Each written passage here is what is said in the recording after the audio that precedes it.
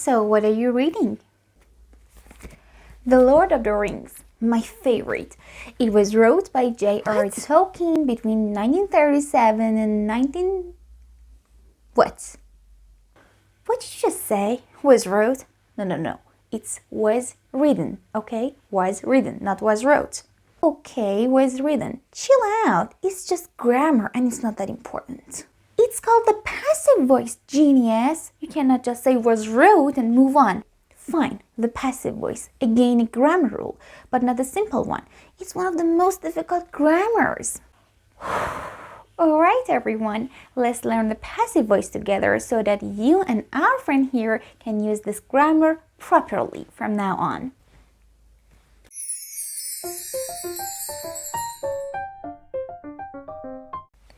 Hello everyone, welcome back to my English planet.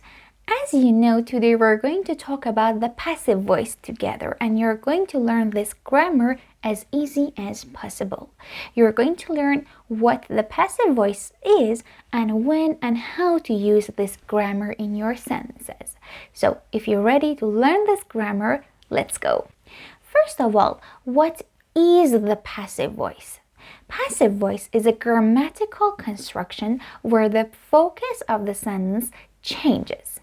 Okay, in the sentences, the subjects are not really important.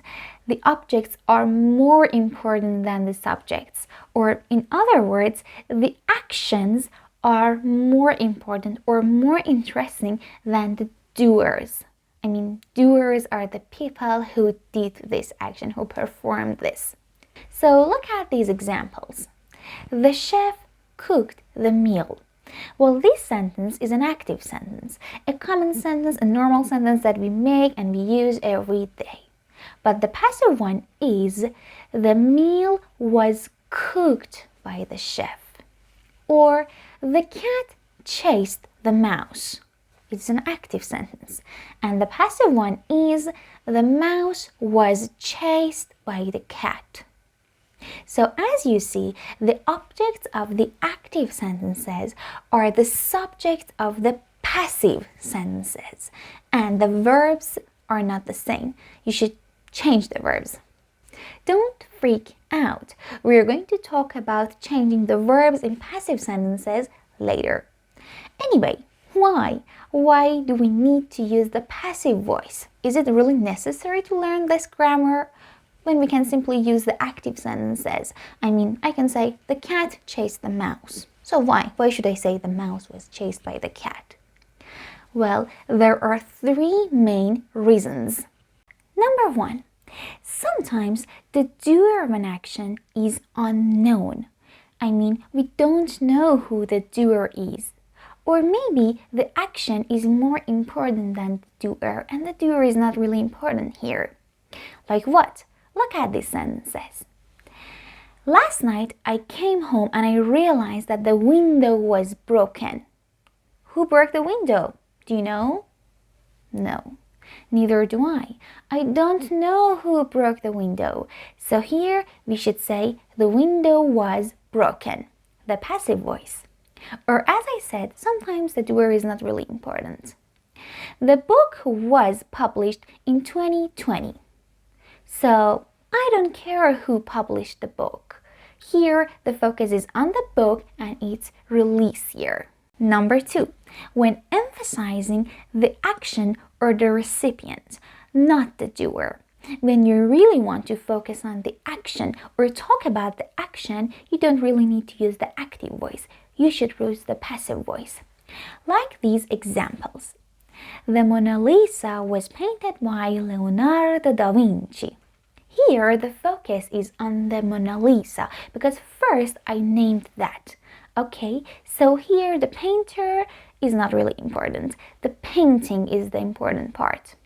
Or I can say the law was passed by the government. Okay, again, the focus is on the law itself, not the government. Number three, when the doer is obvious. Sometimes the person who does the action is clear enough and there is no need to say the name of that person. It is really unnecessary. Like what? Look at these examples.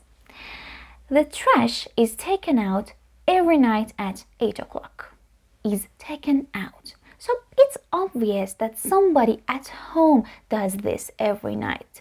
And I don't really need to mention the name of that person. Yeah? Or the menu was brought. The menu was brought. Well, it's clear enough that the waiter brought the menu, and I don't really need to mention the name of the waiter here in this sentence. So we talked about where we need to use the passive voice. Now it's time to learn how to form it, the structure of that. Well, first of all, we need an active sentence, like this. J.R. Tolkien wrote The Lord of the Rings.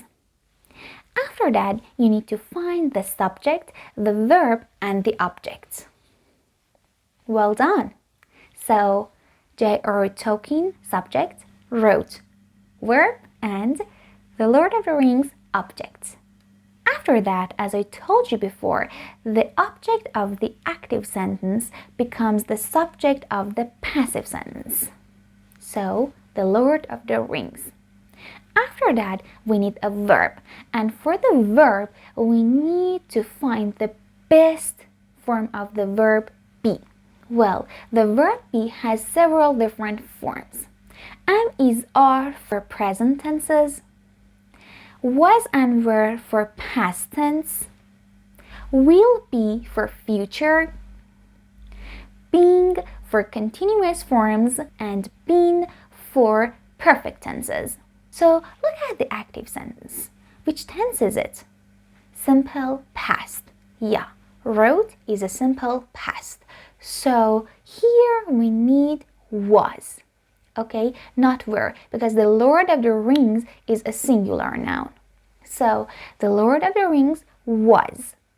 After this be, which is was here, we need the past participle form of the main verb.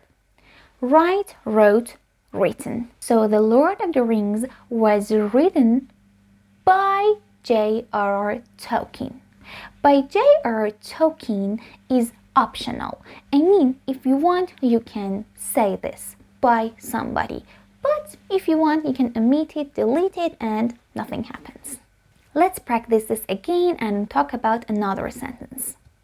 Tom is baking a chocolate cake in the kitchen. So, find the subject, object, and verb. And after that, the chocolate cake becomes the subject. The chocolate cake, what about the verb? Well, the first sentence, the active sentence, is a continuous form, present continuous. So, you should say the chocolate cake is being made in the kitchen. Or the chocolate cake is being made by Tom in the kitchen. What about this sentence? Don't worry, we will clean the house tomorrow. So, the house will be cleaned tomorrow. So, you may think that, okay, it's difficult, I cannot form passive sentences. No, the only thing you have to do is practicing. You should try to make as many sentences as you can with this new grammar. Try all different tenses. Now we are going to talk about the common mistakes of this grammar, the mistakes that students make when they use the passive voice. Well, a couple of seconds ago, I told you that you can delete the by phrase, but not all the time, okay? Sometimes it's really okay to omit it, but sometimes you need to mention it, and it's very important. So imagine that your teacher is so strict and wants to know whether you have done your project or not. And you go to your teacher and say, okay, teacher, the project has been done. Well, here it's important to mention that you did it. So you should say, the project has been done by me. Number 2, using the wrong verb. When you are forming the passive voice, it is very important to use the past participle form of the main verb of the active sentence, not the past form, like the first mistake of this video, was wrote. No, you should say was written, was made, is being done, or I don't know, lots of these things, okay? You should use the past participle. Be careful, okay? Past participle, not the past form. So that's it, today's lesson on the passive voice. I hope it helped clarify when and how to use the passive voice effectively and properly. So if you found this helpful, give it a thumbs up and don't forget to subscribe to my channel and hit the notification bell so you never miss a video. If you have any other questions about this topic, ask me in the comments. I'm going to answer you. And if there are any other topics that you'd like me to make videos about, let me know in the comments. Thanks for watching. I love you all and I will see you in the next video. Bye!